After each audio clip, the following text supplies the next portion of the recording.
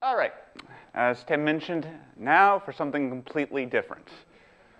So most of my work is focused on ecosystems in very cold subglacial environments, which obviously are of interest to our community because they so far have seemed to be pretty good analogs for some of the potentially more habitable environments we might find throughout the rest of the solar system. In particular, I work with the ecosystem associated with Blood Falls, which provides a very good case study, mostly because you don't have to drill down into it in order to sample, because you get this weird periodic upwelling from deep within the reservoir that brings the brine to the surface, and then the brine, because of the amount of dissolved iron in it, oxidizes and turns bright red and looks really photogenic. However, the question I was hoping to tackle was what's powering this ecosystem? It's clearly not photosynthetic because it's under about 3 kilometers of ice, and to the best of my knowledge, there's no geothermal activity associated with it. But laws of thermodynamics tell us it's got to have some sort of external energy source. And the way I chose to tackle this problem was building a model of it using VinSim, which is a free system dynamics modeling suite. System dynamics is a particular brand or school of modeling that focuses on how systems change over time and how their behavior fluctuates. And roughly speaking, this model can be divided up into 2 different subcomponents. There's sort of a nutrient cycle and a metabolic cycle. This is a very simplified schematic of the nutrient cycle. We looked at the 3 primary nutrients, carbon, nitrogen, and phosphorus, and they were basically just cycled around endlessly through a biological form, which as the biomass died was converted into an inorganic form, which then would either decay or was metabolized and converted back into an inorganic form, and then it would cycle around. The metabolic cycle is a good deal bit simpler, at least it was at the start. There is strong evidence for the cycling of sulfur from a oxidized form to sort of a not necessarily reduced form, but usually elemental sulfur was assumed to be the primary intermediary form. Curiously enough, for some reason, from what can be told from the field data, this cycle does not actually proceed all the way to hydrogen sulfide, which is kind of unique. They're not entirely sure why that happens. Anyhow, and getting back to the original question, it has been hypothesized that actually the major power source for this ecosystem is all that iron that I mentioned earlier, that you're getting the mobilization of iron-3 from the bedrock of the glacier as it's scoured by glacial action, and as consequently basically acts as a terminal electron acceptor for the cycling of sulfur. And then just sort of ends up being dissolved in the water until it hits the air and oxidizes out, or precipitates out after oxidizing, rather. So to actually do all the cycling, we need some model organisms. So for purpose of simplifying what appears to be a relatively complicated ecosystem, we just narrowed it down to 2 basic organisms. The first is essentially the primary producer, and that's based on the chemolithotrophic sulfur oxidizer Theomicrospira arctica, which is a psychrophile. We picked that one because due to based on the metagenomic analysis they've done of the bacteria they've been able to isolate from the discharge, something that is very closely related to Theomicrospira arctica appears to be the dominant species. It's about 40% of what they've found so far. And the second is a chemoorganotroph, sort of acts as a secondary consumer and maybe kind of a decomposer detritivore as well, which then reduces the sulfate and oxidizes the organic carbon, so completes the cycle. That one is just based on sort of an amalgam of various species, since no one particular species seemed to dominate the population. So as this is going along quite happily, we're making the model more sophisticated and more detailed, and then we start running into difficulties. Specifically, the population is not stable of neither the heterotroph chemoorganotroph or the sulfur oxidizer.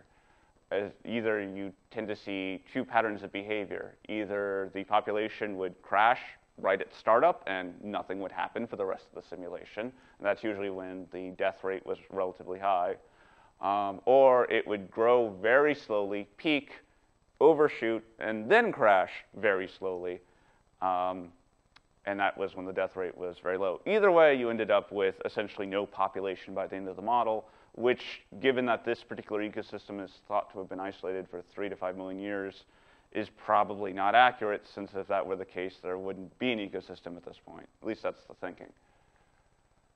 So just to give you some examples, this is what happens with high death rate, and it just dies in startup. And then with low death rate, you get this really nice peak, and then falls off to 0 as the nutrients become too scarce. So originally, to get around this, we introduced density-dependent negative feedback functions, which basically is a modeling jargon term for an effect that acts on the population, in this particular case on the mortality, either increasing the death rate or decreasing the growth rate, which increases proportional to the population. So the denser the population, the stronger this effect is, which worked. However, we got some reviewer comments, most notably from Chris McKay, who pointed out that this is probably a bit too complicated, especially since we can't actually identify any mechanism that could be responsible. So in the spirit of Occam's razor, we decided, okay, let's go back and let's simplify things. And we went back to the thermodynamics. So originally, the metabolic cycle had been kind of crudely done because we didn't really have a lot of information. But then we decided, you know what, let's just, and there are also a bunch of different metabolic pathways that could be chosen. But we decided, okay, let's just pick one that seems likely and model that explicitly in the ecosystem simulation. So for the sulfur oxidizers, we did this oxidation of elemental sulfur using iron 3 as an electron acceptor, producing sulfate, iron 2, and some protons. And that, under in situ conditions, provides 164.5 kilojoules per mole per 2 electron produced. And then for the purposes of modeling, we assumed this is going to be used for the fixation of inorganic carbon, which is represented by the reduction of inorganic carbon to acetate, which requires 142 kilojoules per mole in situ conditions. For the chemoorganotropes, it's kind of running it in reverse. You have acetate plus sulfate. Sulfur gets reduced. The acetate gets oxidized. This is notably a lot less energetic, only produces 19.6 kilojoules per mole per electron in situ conditions, which may explain why there aren't anywhere near as many of these organisms in the reservoir based on metagenomic analysis. And that worked. That made it stable, which allowed us to create this nice-looking baseline model where it plateaus and stays stable, and you can do sensitivity tests and see how resilient it is. And it also suggests that iron ultimately is the limiting element or limiting nutrient for this ecosystem, which for astrobiologists probably isn't that big of a thing, but most of the ecology literature this is a bit unusual because most ecologists are used to dealing with more mundane terrestrial ecosystems where energy is basically assumed to be free because you have photosynthesis. So they're usually concerned with nutrient limitation. So the idea of an energy limited one is actually kind of new, at least in the ecology literature. And to test this out, it's assumed that the iron is we don't know how rapidly the iron 3 is being mobilized from the bedrock. So we played around with that varying it by about an order of magnitude, and sure enough, that leads to a directly proportional change in the amount of biomass and in the productivity. So far, this is looking pretty consistent. And lastly, sort of the implications for astrobiology. As I mentioned, some of these may not be that surprising. Flux of available energy is a major limiting factor for population growth, perhaps more so, at least in this case, than the flux of nutrients, because there are some limiting nutrients, notably phosphorus, in this ecosystem, but they apparently weren't limiting enough to keep instability from happening. And sort of a suggestion to, in addition to follow the water or follow the elements, we probably ought to consider follow the energy as well in terms of looking for habitability. So yeah, there you go. Any questions?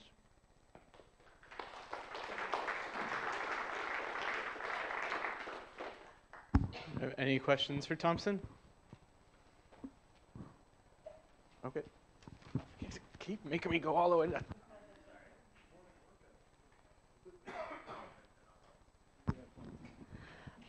So I'm sorry if this comes from a little bit of ignorance of both niche geochemistry and biology. But yesterday there was a poster looking at sulfur and its oxidation with respect to the great oxidation event, and some other talks about it. And your system uses sulfur and oxygen and all that sort of fixation stuff.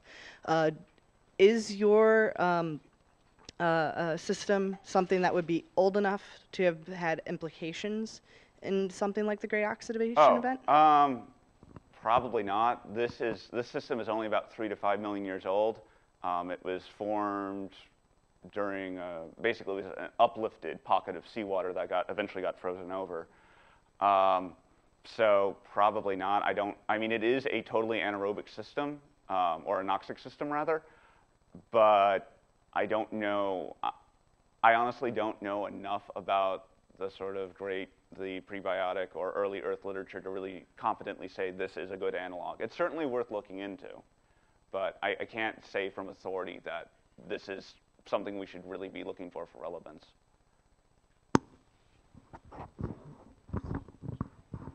All right. Any other questions for Thomson? Okay. Let's thank him again.